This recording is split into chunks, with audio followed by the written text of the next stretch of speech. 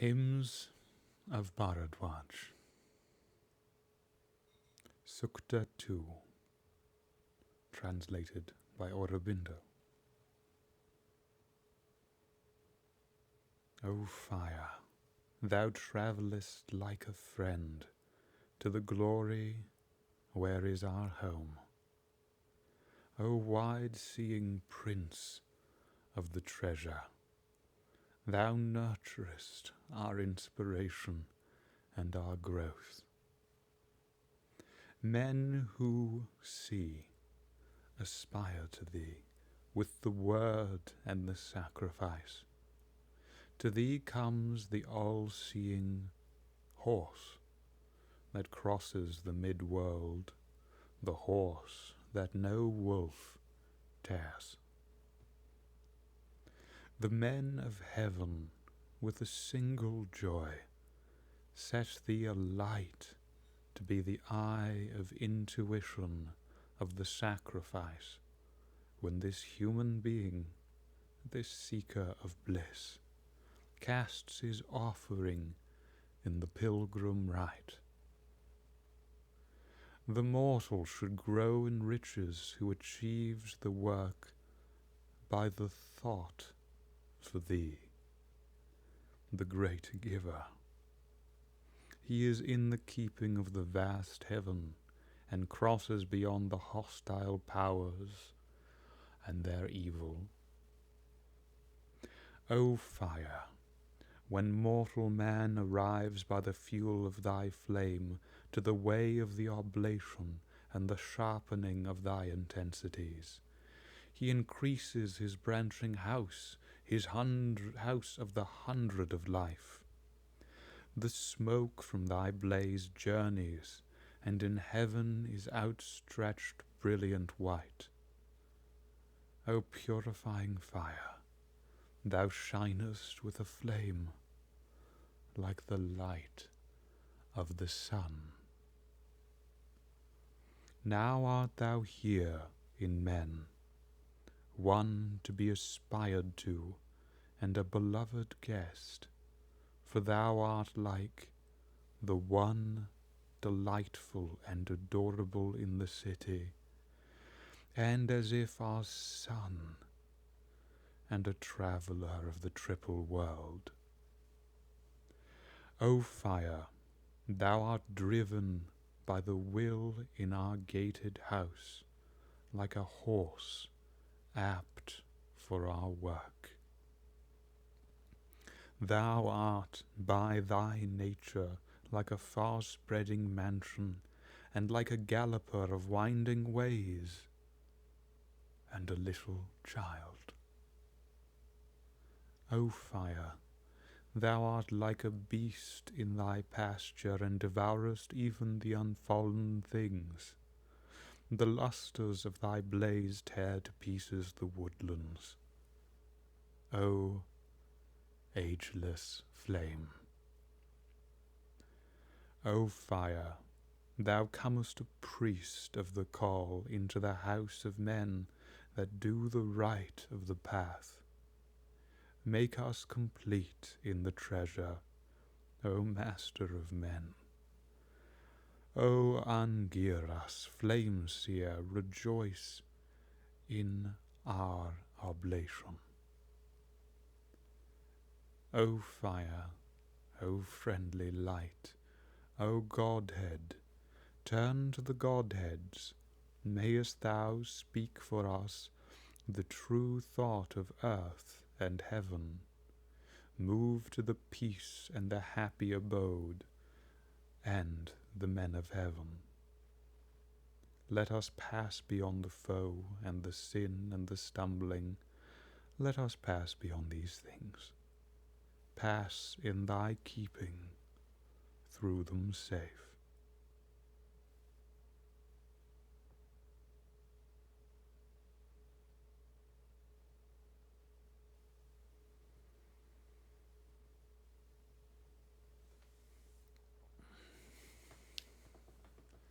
So to renew once more this conception of fire converting to itself being the parent of light and energy, at the full cause and purity of interaction, at the seat and source and soul and permanency of all.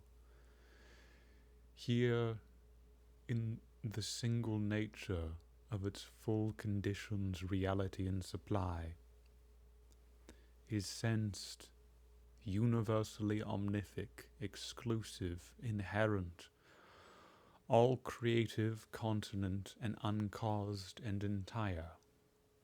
And so, O fire, thou travellest like a friend, like our dearest companion, to the glory where is our home. So again and again, this idea of both the extension to the true principle of residence, calling to the nature of our own fulfilled assumption, becomes the dear one that calls in this own nature to our fulfilled reality in the rule of that entirety's uncaused and complete competency. So, thou travellest like a friend to the glory where is our home, our true residence. O wide-seeing Prince of the treasure, complete witness in your regal inheritance, thou nurturest, thou caress and cradle, cultivate and grow and nurture our inspiration, our fulfilled witness, and our growth.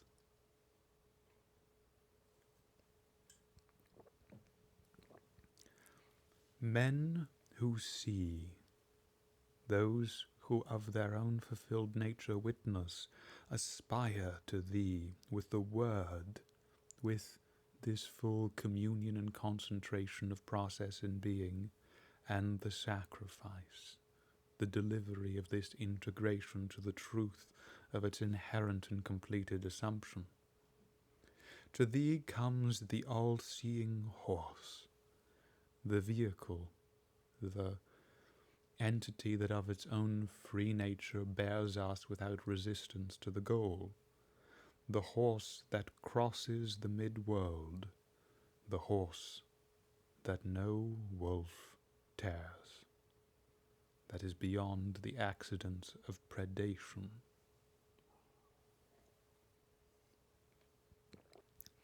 The men of heaven, those who have fulfilled unto the state of the source and eminence with a single joy, a uniform and universal completeness of bliss and resolution of presence, like the single fulfilled integration of life's assumption without resistant accidents, culminating and comprehending in the fulfilled uncaused witness of its forming.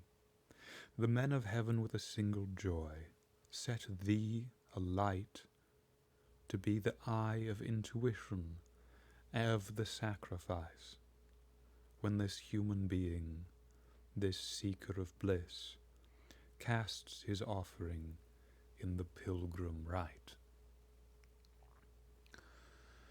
So especially after several centuries of confusion and misalignment which failed to trust the being and substance and nature and communion and guide by accidental interventions of its own witness, the idea of supernal competency has been degraded into thoughts of merely removed or occult or mystical nature, because the presence of these things surpass such conditions.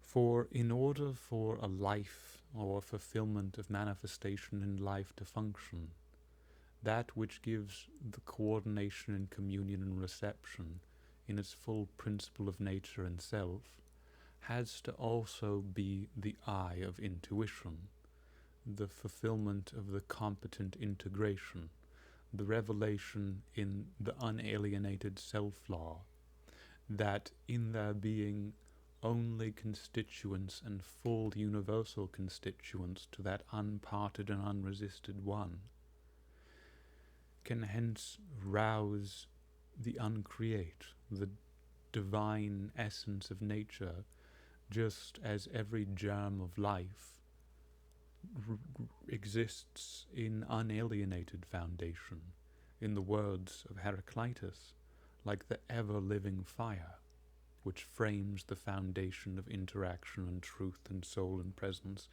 in very much the same terms. The men of heaven with a single joy set the alight to be the eye of intuition, of the sacrifice when this human being, this seeker of bliss, casts his offering in the pilgrim rite. The mortal should grow in riches who achieves the work by the thought for thee, the great giver.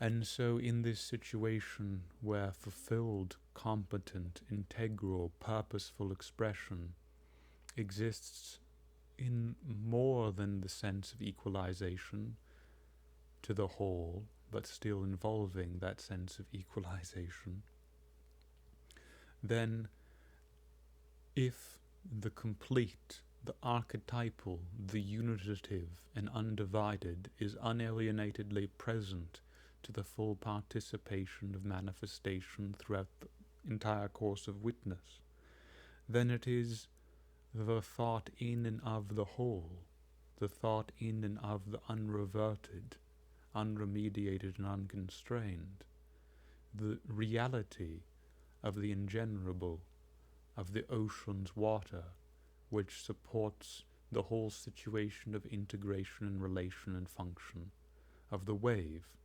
that could not function if the being that it exists in did not have full and coordinated reality.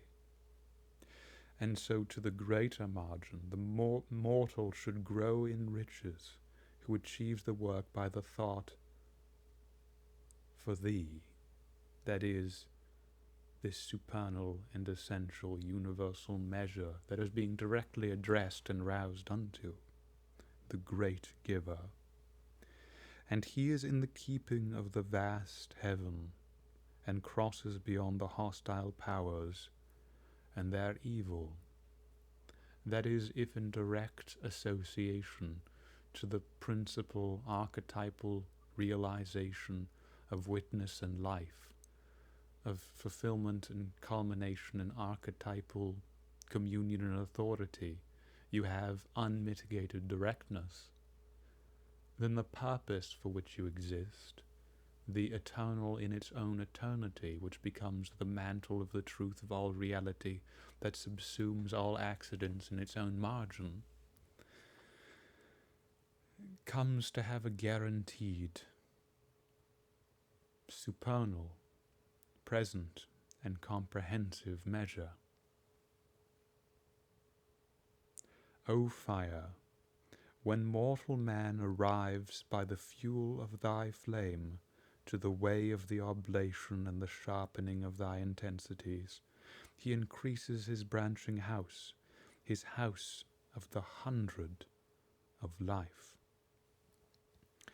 So following from what was just said, being contained and being produced by the consistent thought for the whole, the competent and complete settling, the complete involvement, the complete engrossment, the complete inspiration in that transcendent and competent and present cause, gives the full sun world, as a Tibetan tract would call it, the full energetic nature of transcendent and present and unreverted competency of completeness, to buy the fuel of you, by the way of the oblation and the sharpening of thy intensities, bringing the whole star, the whole constellation, the whole integration and orbit and purposeful seat and soul and center, through tending to that supernal thought in the witness and presence and soul of all, you increase the branching of the house, the fulfilled meditation of communicated rapture, the house of the 100 of the undividedly many, which, in communion to that which supports the whole, comes to the fully recollected inheritance of cause, of completeness. The smoke, the apparition in cloud, the dawns being drawn to its true inhering witness, the smoke from thy blaze journeys, and in heaven is outstretched brilliant white, is purified in the reality of eminence. O purifying fire, thou shinest with a flame like the light of the sun. Thou art the source of the complete balance of witness and rapture. So another thing we can comment on is that in all these meditations, which you'll see in these and other traditions, the idea of the sphere, of the circle, is one of balance in consistent association to the presence of cause. And so the roundedness, like the mustard seed in Jesus' Sermon on the Mount, or the idea of the seed in the Eleusinian mysteries in Greece, they all try to show the balance of proportion which can comprehend in the single state of reality. So the idea of all life and nourishment and existence in the form of the good, in the form of the one, in the form of the Son, being the soul and good works, interior and full dimension, and mount and merge at the essence of all, gives the presence that is often recollected through this thought of the Son. O purifying flame, thou shinest with a flame. You illuminate in this condition of reality like the light of the sun. Now, presently, art thou here in men, the truth to which they are witnessed and called in the fulfillment of agency and nature, assumption and process of living reality. Now art thou here in men, one to be aspired to and a beloved guest. So you are the fulfilled form and function of our own natural culmination, and you are that which is to be greeted and received in this condition of reality and presence, coming to its source and seat and center of reality and soul.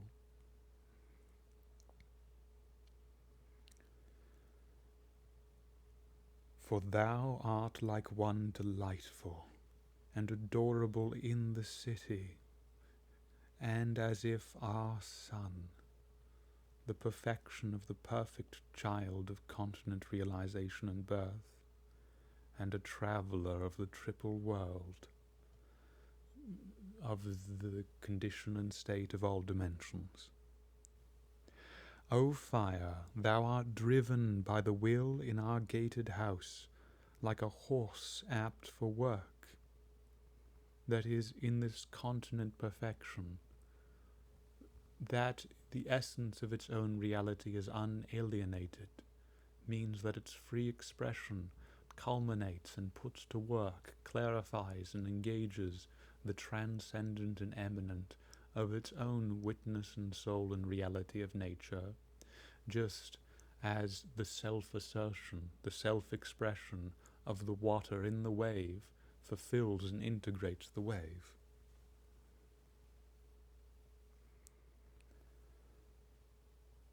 Thou art by thy nature like a far-spreading mansion, and like a galloper of winding ways, and a little child. So in many of these intuitions, the complete idea of our innocence, of our situation of native reality, both as a perfect child and as the unbroken innocence of our original nature, communicates and calls to us in the same participation which has not been narrowly cordoned off, but has been allowed to its own expression of worth and dignity of bearing. O fire, thou art like a beast in thy pasture, and devourest even the unfallen things. So since the seat and source and reality and soul is superior, supernal, all-consuming, all-resident and perfective, then all the shades, all the many, all the narrow interactions are but ash, are but transitions that are clarified and eaten up by the purity of state of its reality. Ramakrishna, a Bengali sage of the 19th century, used to say that the divine was like a cow that eagerly gobbled up whatever ardent regard, any devotional assumption was given to it, like feed, like hay covered in oil. The lustres of thy blaze tear to pieces the woodlands, O ageless flame. So it is beyond time, it is timeless, and it consumes the many, the branched, individual natures of this supreme and unbounded forest, in the reality of its continent truth that exceeds narrow perspectives in its margin. O fire, thou comest a priest of the call into the house of men that do the right of the path. You are the agent that comes home unto us in this path, this way, this coinciding all in all into the reality which is unbroken and you. Make us complete in the treasure, O Master of men. O Angiras, flame-seer, rejoice, come of your own nature to exuberance and exhilaration in our fluid process, our oblation. O fire, O friendly light, O Godhead, turn to the Godheads, mayest thou speak for us the true thought of earth and heaven, that is this unreverted and divine and uncaused nature, that in its own state of communion lies at the seat and source and soul of everything, in that full association, in that unperverted state. Speak, awaken to us the true thought, the consistent presence of manifestation and eminence that is throughout all and unto the essence of all, inspirited and fulfilled and awoken. Move to the peace and the happy abode and the men of heaven. Let us pass beyond the foe, any adversariality, and the sin, the obsession with accidents of failure, and the stumbling. Let us pass beyond these things. Pass in thy keeping through them safe, in full relation to that which is true and inheritant and undivided unto all. We attain to that keeping which allows us to come to the complete of all and the complete of ourselves. For the other aspects that can only make sense in the inheritance and truth of this uncaused cause is that it is the essence and competency and presence of reality of all these conditions. For if the waters equalizing gives all these shapes and currents and flows to a wave, then that shape or current or flow is not the reality of the wave. They are passing accidents, incidents in the reality that is comprehended unto itself. So the tendency of seeing the accidental and ephemeral rather than the comprehending, unitive, and complete cause is here perhaps as almost nowhere else in the cultural tapestry that has come down to us. Seen past all these narrow images or aspects, because the truth exceeds them, as does the depth of our communion and connection. And that is why I think these, along with many others, are of great worth and dignity, presence, undying imperative, and living essence and place.